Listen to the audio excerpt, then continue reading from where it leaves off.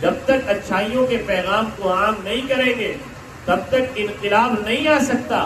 اور انقلاب لانے کے لیے ضروری ہے اپنے آپ کو عزت دار بنانے کے لیے کہ سب سے پہلے برائیوں کے خاتمے کی کوئی صحیح کی جائے، راستہ نکالا جائے. اور برائیوں کے خاتمے پر جب کوئی راستہ نکالتا ہے تو پھر اللہ کی طرف سے مزید آسانیاں آنی شروع ہو جاتی ہیں. ہر چیز میں آسانی پیدا ہوتی ہے. بھائی دین پر چلنا آسان ہے، مگر آج ہم نے اس میں کٹھنائیاں بنا دی، مشکلات پیدا کر دی. ہر چیز کو ہم یہ سمجھتے ہیں کہ نہیں یار اگر اس دور میں جینا ہے تو پھر یہ بھی کرنا ہوگا، یہ بھی کرنا ہوگا، یہ بھی کرنا ہوگا. دنیا کی وجہ سے انسان سارے کام کر لیتا ہے. اسی وجہ سے آج تفرقہ بازی اتنی عام ہو گئی کہ بھائی بھائی کا دشمن بنا ہوا ہے.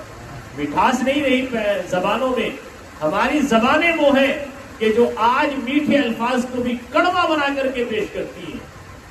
میٹھے کڑواہٹ کو تو میٹھا کیا بنائے، ہم مٹھاس کو بھی کڑوا بنا کر کے پیش کرتے ہیں. زبان میں کہنے کا سلیقہ نہیں، حالانکہ الفاظ وہی ہوتے ہیں مگر کہنے کا سلیقہ چاہیے، مگر سلیقہ نہیں ہوتا. اس چیز کو کڑوا بنا کر کے پیش کیا جاتا ہے. پھر نہ بھائی بھائی کا رہتا ہے، نہ ماں بیٹی کی رہتی ہے، نہ بیٹی ماں کی رہتی ہے. گھروں کے اندر دراڑ ہوگی، ساس میں، بہوؤں میں، درانیوں میں اور نندوں میں لڑائیاں ایسی عام ہو گئی آج کہ مٹھاس زبانوں پر رہا ہی نہیں. اور جب یہ مٹھاس نہیں آئے گا تب تک گھروں کے اندر رونقیں، دینداریاں نہیں پنپ سکتی اور آنے والی نسلوں کی زندگیاں تباہ ہو رہی ہیں. ایک بادشاہ تھا، اس نے خواب دیکھا. اس نے خواب کیا دیکھا کہ میرے سارے دانت ٹوٹ گئے، ایک رہ گیا. اب پریشان کیا، یہ عجیب خواب ہے، سارے دانت تو ٹوٹ گئے مگر ایک باقی رہ گیا. اس نے بلایا تعبیر بتانے والوں کو. لوگ آئے، ایک نے بتایا کہ جی تمہارا سارا خاندان مر جائے گا اور تم رہ جاؤ گے، باقی سارا خاندان مر جائے گا.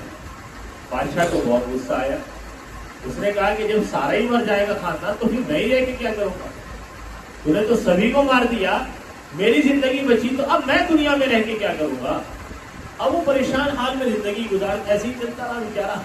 اگلا دن شام تک ہو گئے معاملے میں. اس نے کہا اپنے جلادوں سے کہ بھئی اس تعبیر بتانے والے کو کوڑے مارو. اس نے کہا مجھے بہت برا بتایا، اس میں کہیں نہ کہیں اچھائی ہو سکتی تھی مگر اس نے تو میرا سارا خاندان مار دیا. سارے قرابت دار، سارے رشتے دار، سارے گھر والے میرے سبھی مار دیے. مجھے انہوں نے زندہ رکھا تو میں زندہ رہ کے کیا کروں گا. اتنے میں وہاں کوئی دوسرا شخص بیٹھا تھا. اس نے کہا کہ نہیں بادشاہ سلامت، ہمارے شہر میں ایک آدمی اور ہے خوابوں کی تعبیر بتانے والا. کہا کہ وہ کون ہے؟ کہا کہ ایک فلاں آدمی ہے، میں اس کو بلا کے لاتا ہوں. بلا کے لاتا ہوں. وہ تعبیر بتانے والا بھی آ گیا. بادشاہ نے اس سے بھی پوچھ لیا کہ میں نے رات خواب دیکھا کہ میرے سارے دانت ٹوٹ گئے مگر ایک باقی رہ گیا. اس تعبیر بتانے والے نے کہا کہ جی آپ تو بڑا اچھا خواب دیکھا ہے آپ نے تو، اور اس کی تعبیر بہت اچھی تعبیر ہے. کہا کیا تعبیر ہے؟ کہ اللہ تمہیں بہت لمبی عمر عطا فرمائے گا. اگر تھوڑا سا سمجھ میں آ رہا ہو تو تعبیر بتانے والوں نے بات تو ایک ہی بتائی ہے. ایک نے تو یہ کہہ دیا کہ تمہارا سارا خاندان مر جائے گا، مطلب کیا تم رہو گے. اور دوسرے تعبیر بتانے والے نے یہ بتایا کہ خدا تمہیں بہت لمبی عمر عطا فرمائے گا. فرمائے کہ تمہارا سارا خاندان مر جائے گا بس تمہیں لمبی عمر عطا فرمائے گا. بات تو دونوں کی ایک ہی ہے نا، مگر کہنے کا سلیقہ نہیں تھا پہلے والے کو. اس نے کہا جی خواب بہت برا دیکھا آپ نے، تمہارا سارا خاندان مر جائے گا. کوڑے لگے کہ نہیں لگے؟ اور دوسرے بتانے والے نے یوں کہا کہ جی خواب بہت اچھا ہے، خدا تمہیں بہت لمبی عمر عطا فرمائے گا. پتہ یہ چلا کہ بات دونوں نے ایک کہی مگر بات کہنے کا سلیقہ ایک کو تھا، دوسرے کو نہیں تھا، اس لیے اس کو کوڑے لگائے گئے.